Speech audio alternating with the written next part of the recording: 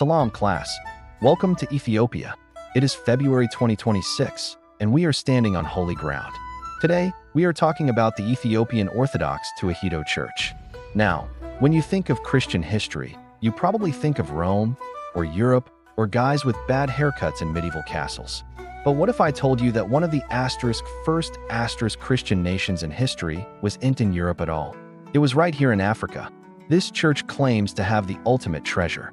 I'm talking about the Holy Grail of artifacts, the Ark of the Covenant. Yes, the thing Indiana Jones was looking for.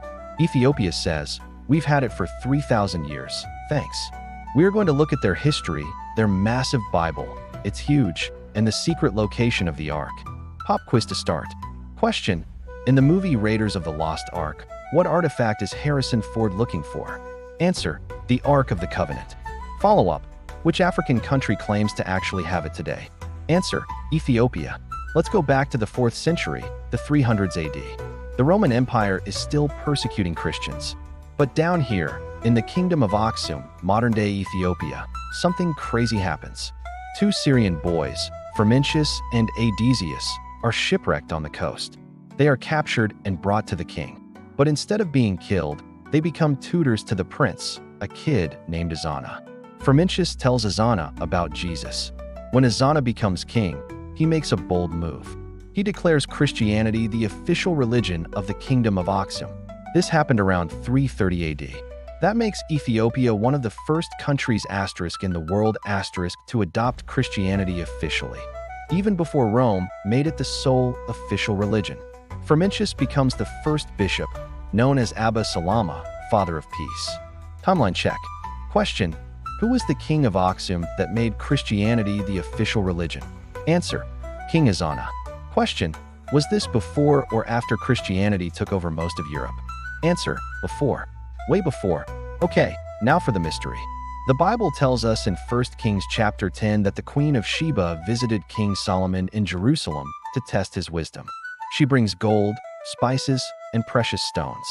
Jesus even mentions her in Matthew 12 verse 42, calling her the Queen of the South. But the Ethiopian history book, called the Kabra Nagast, the Glory of Kings, tells us the rest of the story. It says Solomon and Sheba, well, they hit it off. They had a son named Menelik I. When Menelik grew up, he visited his dad in Jerusalem. When he came back to Ethiopia, he brought the Ark of the Covenant with him. Some say the angels helped transport it. The Ark contains the stone tablets of the 10 Commandments written by God's finger. The claim: the church believes the Ark is still here today. It is kept in a small chapel in the city of Aksum, at the Church of Our Lady Mary of Zion. Only one man, the guardian monk, is allowed to see it. He stays in the chapel his whole life.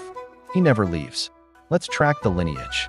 Question: according to Ethiopian tradition, who was the son of King Solomon and the Queen of Sheba?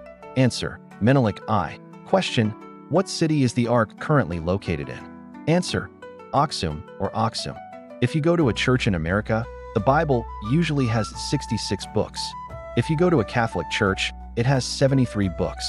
But in the Ethiopian Orthodox Church, they have 81 books. It's like the director's cut or the extended edition of the Bible. They include books that were lost or rejected by the West, like the Book of Enoch, the Book of Jubilees, Maccabees. The cool part: the Book of Enoch is actually quoted in the Standard New Testament. Jude 1 verses 14 to 15 says, Enoch, the 7th from Adam, prophesied about them. Where did Jude get that quote? From the Book of Enoch. For centuries, Europe thought the Book of Enoch was lost forever. But guess where they found complete copies? Right here in Ethiopia, preserved in the ancient Guizi language. Math time again.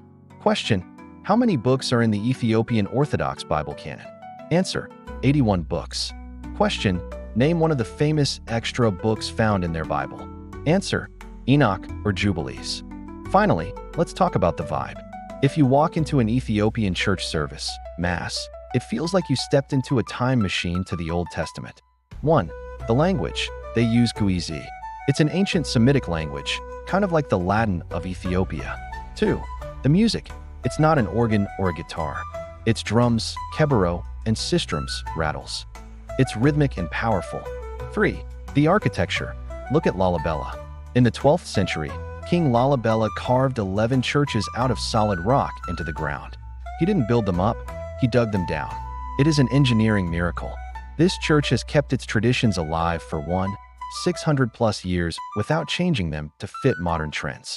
That is called preservation. Last one. Question: what is the ancient language used in the Ethiopian church services?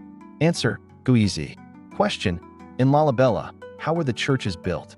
Answer: carved out of solid rock or underground. So class, why does this matter? Because history is bigger than just what we see in Western textbooks. The Ethiopian Orthodox Church is a reminder that Christianity has deep, ancient African roots.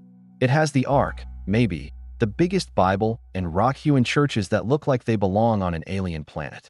If you are ever in Ethiopia, show some respect to the guardian of the Ark, but don't try to peek inside. Seriously, thanks for joining the class. Stay curious. Don't forget to like, subscribe, and hit the bell for more history mysteries. Ciao.